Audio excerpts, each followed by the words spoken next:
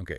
Have you ever been watching a baseball game? Maybe your team's up, bottom of the ninth, crucial moment. Oh yeah, the tension's high. Exactly. And then, boom, a call comes in, a pitch maybe way outside, gets called strike three, just sucks the air right out of the place. Ugh, yeah. That feeling, it's universal for baseball fans, isn't it? That shared grunt, that frustration. It really is. And, lately, you hear more and more people yelling for robot umpires. The calls are definitely getting louder. It feels like every season there's more chatter about automating the strike zone. And that's exactly what we're diving into today. We're going to unpack the whole situation with MLB umpires, their changing role, how they're evaluated. And this real tension, right? Between like the traditional human judgment, the feel for the game. Versus the incredible precision we're seeing now with analytics, with data, and, yeah, the potential shadow of AI looming over the field. Definitely. We've gathered some interesting sources for this. We've got articles ranking umpires, including some labeled the worst. Oh, that should be fun. Yeah, and details from a really fascinating independent data platform, plus a debate piece that frames the whole human versus tech argument really well. So our mission today is what? To get to the bottom of what makes a call good or bad. To figure out if machines are really the answer. Pretty much. And what does all this mean for baseball's future? It's a big conversation. Okay, so let's start with that feeling, that sentiment a lot of fans share, that umpiring has felt, I don't know, maybe worse lately? It's certainly driving the robot ump talk. It is. And you have to remember, umpires were under even more pressure starting in 2023 with all the new MLB rules, the pitch clock. Right, pace of play stuff, adding another layer to an already incredibly difficult job. Exactly. Which makes objective evaluation tools even more interesting. And that brings us to UmpScorecards. Ah, yes, the Twitter feed everyone seems to follow now. An independent platform, right? Not part of MLB itself. Totally independent. They use data to evaluate umpires objectively. It's become a huge resource. And its origin story is kind of cool, isn't it? It started small. Yeah, really grassroots. It began on Reddit back in October 2019. Just one person manually making graphics for the postseason games. Wow. And the reaction was huge. People loved it. So that spurred them on. By August 2020, they launched an automated bot on Twitter tweeting scorecards for every game. And it just exploded from there. Pretty much. By the end of 2022, they had like over 300,000 followers. There was this one moment in September 2020 that really put them on the map. Right. Their algorithm showed an umpire cost the San Francisco Giants, I think it was 1.85 expected runs in a game they lost by just one run. And it was a crucial win and you're in type game. Oh, wow. So that scorecard went viral. Big time. After that, they launched their own website in 2021, started archiving data, and now they have historical records going back to 2015. It's quite the data set. So, okay, how do they actually measure performance? What are the key things they look at? Well, there are a few main metrics. The most straightforward is accuracy. Simple percentage of pitches called correctly according to the rulebook strike zone. Makes sense. Then there's CKX. That stands for correct calls above expected. Okay, break that down. Above expected. Yeah, think of it like this. Some pitches are easy calls, dead center or way outside. Others are borderline, really tough. CKX tries to measure how many more correct calls an umpire makes than you'd expect, given the difficulty of the pitches they actually saw. It's like adjusting for degree of difficulty. Got it. Sort of like a quality score. Exactly. They also measure consistency. This one's interesting. It's the percentage of calls that are inconsistent with the umpire's own established zone. Their own zone, not the rulebook zone. Right. They calculate something called the estimated umpire zone, or EUZ. It basically maps out where that specific umpire tends to call strikes and balls. Consistency measures how often they stick to their own pattern. So an umpire could be inaccurate but consistent, or vice versa. Precisely. And finally, there's favor. This tries to quantify the impact of missed calls on run expectancy. Did the bad calls statistically help the home team or the away team more? Okay, that one feels like it could get controversial. It definitely sparks debate. We'll get into that. But first, how they determine accuracy is pretty sophisticated. Yeah, how do they know if a borderline pitch was truly a strike or ball? They use a technique called Monte Carlo simulation for every single pitch tracked by Hawkeye. Which is MLB's tracking system. Right. Their algorithm simulates 500 slightly different potential locations for that pitch based on the tracking data's probabilities. It creates this cloud of possible true locations. Okay. A pitch only gets flagged as incorrectly called if there's more than a 90% probability that it was, say, truly a strike but got called a ball, or the other way around. So it's not just about a razor's edge. It has to be pretty confidently wrong. Exactly. They argue this balances everything being understandable, statistically valid, practical, and fair, avoiding those harsh binary cutoff. And that EUZ thing, the estimated umpire zone for consistency, how's that work? It uses some advanced statistical methods, kernel density estimation, and Bayes' theorem, basically to find the line where that specific umpire is 50-50 on calling a pitch a strike or a ball. It maps their personal tendencies. It's seen as a big step up from older methods that outliers could easily skew. And all this is based on MLB's own detailed data. Yep, they use 5 specific data points out of the 89 MLB collects for each pitch. Crucially, this includes the precise plate location and dynamic strike zone adjustments for every pitch based on the batter's height and stance, which changes constantly. Okay, that explains why their calls might sometimes look different from the strike zone box you see on TV. Exactly. Those TV graphics often use a standard zone or don't adjust quite as dynamically. Scorecards is using the most precise data available. All right, so we have the metrics, the methodology. Let's talk about the umpires themselves. The data must highlight some trends or individuals, right? Especially looking at those worse umpire lists, which often lean heavily on plate performance. They certainly do. And yeah, some names pop up frequently in analyses based on this kind of data. Angel Hernandez is, well, almost legendary in this context. Can't talk about umpiring debates without mentioning him. Right. He missed a lot of 2023, but when he came back, his stats weren't great.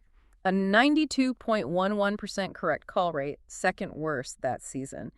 There was one Yankees-Astros game where he reportedly missed 23 calls. Even MLB has sort of publicly acknowledged issues in the past. Oh, 23 in one game. Yeah. Okay, who else stands out in these analyses? Well, according to one source, the big lead, Hunter Rendelstedt, had a rough year, performance-wise. Lowest accuracy among regulars at 92.6%, and the worst CTX score, by far, minus 40.6. Minus 40. That sounds really bad. It suggests significantly fewer correct calls than expected, given the pitch difficulty. He had some high-profile misses, like a called strike that was apparently 5.56 inches too low. Yikes. But he still gets high-profile assignments. Yeah, he's worked LCS games, even a World Series. The article also mentions he can have a quick temper if calls are questioned. Okay. Who else is on that list? C.D. Buckner. Often cited by players as one of the worst. His accuracy was around 92.8%. CKX wasn't good either, minus 21.9. Known for having a huge strike zone, but it's apparently wildly inconsistent. And that very dramatic strikeout call he does. I think I know the one. Then there's Laz Diaz, a longtime veteran, 23 seasons, but consistently ranks poorly. 92.6% accuracy. And his favor metric was way off, suggesting a strong lean towards home teams ranked in the 8th percentile there. He's also a crew chief, worked 3 World Series. Crew chiefs getting these low marks? That's interesting. It is. Doug Eddings is another. 93.1% accuracy, minus 25.1 CKX. But he's also known for having a really quick hook, ejecting players or managers easily. There was one game in 2022 where he reportedly missed 29 calls, an 86% accuracy rate for that game. 29. That beats Hernandez's 23. According to that report, yeah. Then Ron Kulpa. 92.7% accuracy, also known for a temper. Famously got into it with the Astros back in 2019. One report claimed he cost the Cardinals a game in 2023 by blowing back-to-back strike calls that should have ended an inning with the tying run walked in. Also a crew chief, 2 World Series. Seems like temper and inconsistency are common themes here. They pop up. Brian O'Nora, 92.9% accuracy, second worst CCX at minus 27.3. He also had some off-field legal issues mentioned in the source related to his sexting arrest where he pleaded guilty to lesser charges. Okay, keep going down the list. Rob Drake, 93% accuracy, minus 23.5 CCX. The article notes he also gained attention for a controversial political tweet back in 2019 about a potential civil war, spelled CIVAL, if the president at the time was impeached. He deleted it later. Right, just reporting what the source mentions there. Exactly. Danny Saconia, another crew chief, multiple World Series assignments. Numbers aren't great, though. 93.2% accuracy, minus 25.5 CCX. Reportedly missed a strike call by over 6 inches on opening day one year. 10 missed calls against the Reds in another game. 6 inches is a lot. It's significant, yeah. And finally, Adrian Johnson became a crew chief in 2023. Also noted for escalating situations and having a tendency to eject people, like managers Derek Shelton and Marcus Thames, in separate incidents mentioned. So looking at these examples based on the data and reporting, it's a mix of inaccuracy, inconsistency, maybe temperament issues, but also guys who are clearly respected enough to be crew chiefs and work the biggest games. It definitely highlights the complexity and maybe the limitations of relying purely on accuracy stats versus other factors MLB might value, but it certainly paints a picture. It really does, and it forces the big question, doesn't it? With all this data showing human fallibility, is it just time? Time to bring in the machines, the automated strike zone? That's the heart of the debate. What do we value more? Is it absolute perfect accuracy on every single pitch? Or is it something else, the human element? Exactly. The case for keeping human umpires often centers on nuance. Baseball isn't just physics, right? Excellent. Umpires interpret roles, they manage the game, they sort of feel the moment. You mean like understanding the context? A huge call in the ninth inning versus the third. Yeah. Or maybe not calling a borderline strike three if it means ending a no-hitter in a way that feels cheap. Precisely that. And beyond calls, they handle conflicts. They're the mediators on the field, dealing with managers, players. That human interaction. Can you really have a manager argue with a laptop? Kick dirt on a server rack. Probably not the same. Some argue replacing them just ignores the complex human judgments involved, that it's actually unfair to these professionals. Okay, but the flip side, the case for technology doing a better job is pretty strong too, isn't it? It's incredibly compelling. We're talking about systems, AI, machine learning, super high-def cameras like Hawkeye, or the ABS system they're testing in the minors. ABS being the automated ball strike system. Right. These systems offer just unparalleled precision. They can determine pitch location far more accurately and consistently than any human possibly could, pitch after pitch, game after game. And they don't get tired, they don't have biases, they don't have bad days. Exactly. You eliminate the human flaws. Fatigue, physical limits, maybe unconscious bias. Machines make cold, hard, data-driven decisions. That consistency enhances fairness, doesn't it? Game outcomes decided by the plays, not by a missed call. It's hard to argue against pure accuracy and fairness. And it extends beyond balls and strikes. Think about fair foul calls down the line, plays at the plate, positioning. Technology could potentially offer objective rulings there, too. You know, this whole debate, it reminds me of something completely different but oddly similar. Real estate appraisal. Oh, that's an interesting parallel. How so? Well, appraisers are facing the same kind of pressure from technology. These automated valuation models, AVMs, AI is moving into their space too. Ah, right. Because AVMs can crunch massive amounts of data on comparable sales, market trends, much faster than a human could, and they supposedly eliminate human bias. Exactly. But appraisers argue, much like umpires might, that they bring something technology can't. Subjective judgment, understanding the intangible qualities of a home. Like curb appeal, or the feel of a neighborhood, or knowing the quality of a recent renovation that isn't just logged as data point somewhere. Precisely. Technology might struggle with that richness of human experience and context. It's the same fight, really data-driven efficiency versus nuanced human interpretation. That's a really sharp comparison. The tools are different, but the core tension is identical. So let's bring it back to baseball and the impact. We talked about the metrics, but what about the actual effect on games, on runs? You mentioned that anecdote about your mother and the Nationals. Yeah, she's a huge Nats fan, and she was adamant during the first half of the 2023 season that they were getting absolutely hammered by bad calls, costing them runs. Just a feeling, or did the data back her up? Well, interestingly, the UmpScorecards data did seem to support it. Their analysis suggested missed calls cost the Nationals around 27 runs in that period. 27 runs. In half a season, that's huge. It was reportedly double the impact on the next most affected team. It impacted both their pitching and their hitting situations. So her feeling wasn't just anecdotal. But you also said that over the long haul, it tends to even out. Yeah, that's the counterpoint. While specific games or stretches can feel really skewed, the data suggests that longitudinally, over a full season or multiple seasons, the aggregate impact of missed calls tends to regress towards zero. It largely washes out across the league. So no systematic bias favoring winning teams, for example. The link seems weak. Good teams don't appear to consistently get more favorable calls over a whole season. Even a team often perceived as getting tough calls, like the Astros were in some analyses, the total season impact might be less than half a win difference. Small in the grand scheme. Okay, what about that favor metric itself? You said it was controversial. It is. Some critics argue it's a flawed projection. It calculates the expected run change based on the situation, the count outs, runners on base when the bad call happened. But it doesn't consider what actually happened next. Like, if an umpire misses strike three and the batter then hits a home run on the next pitch, the favor metric only captures the small initial shift in run expectancy from extending the at-bat, not the massive impact of the home run. Ah, I see. It doesn't account for the consequences.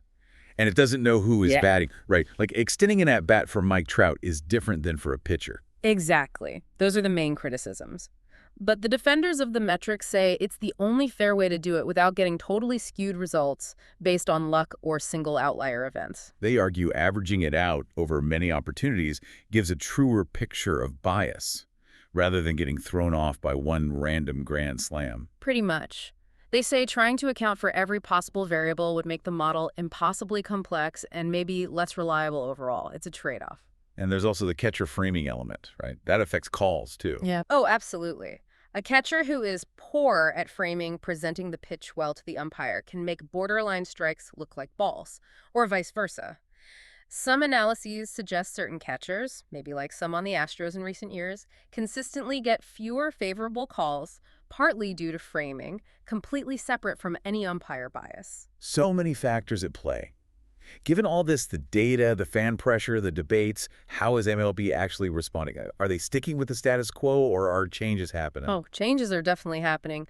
There was a pretty significant shift in how they evaluate umpires internally, starting effectively with the 2025 season. What changed? They significantly shrank the buffer zone they used for grading accuracy on balls and strikes. It used to be about 2 inches around the official zone where a call wouldn't be penalized. Now it's down to just 0.75 inches. 3/4 of an inch. That's tiny. That's a much stricter standard. Much stricter. And it seems to have had an effect. Umpires are calling fewer strikes on the absolute edges of the zone now. And accuracy has gone up? According to Statcast data, yes. The overall ball strike accuracy reported for 2025 was the highest recorded since tracking began in 2015, over 88% correct calls. 88%. Still seems like a lot of room for error, but the trend is upwards. The trend has been generally upward since about 2008, yeah. Umpires seem to be gradually improving, perhaps partly due to the increased scrutiny and data availability. But has this tighter zone, this higher accuracy, actually changed the game? More offense, maybe? Interestingly, no. Players definitely report feeling like the zone is tighter. But run scoring, batting averages, on-base percentages, they remained pretty similar to the previous year despite the change in how umpires are graded. Huh. Maybe the impact of those edge calls isn't as huge offensively as we sometimes think. It's possible. Or other factors are balancing it out. And just circling back to one specific umpire mentioned earlier, Rob Drake, his accuracy and CCACs were noted, and the sauce also mentioned impartially that he drew attention for that 2019 political tweet he later deleted, just stating the info from the source material there. Understood. Okay, so wrapping this all up, it feels like we're at a real crossroads. I think that's fair to say. You have technology offering this incredible precision, speed, consistency, things humans just struggle with on that scale. But then you have the human element, the nuance, reading the game, managing situations, maybe even that tiny bit of accepted imperfection that's always been part of baseball's fabric. Right. That technology currently at least can't replicate. You know, it makes me think of that phrase, 1 + 1 over the other. You mean like combining them somehow? Yeah. Yeah. Could the future be umpires or those real estate appraisers we talked about actually using AI and advanced tech as a tool to enhance their skills to make them better rather than just being replaced outright? That's a really compelling vision. Humans augmented by technology leading to superior results than either could achieve alone. It's definitely something to think about. It leaves us with a final thought, doesn't it? As this technology just keeps getting better and better, where do we draw the line? How much accuracy do we demand versus how much do we value those, irreplaceable human dynamics, not just in baseball, but in all sorts of fields? What does a truly perfect game, technologically speaking, actually look like? And maybe the bigger question is, would we even want to watch it?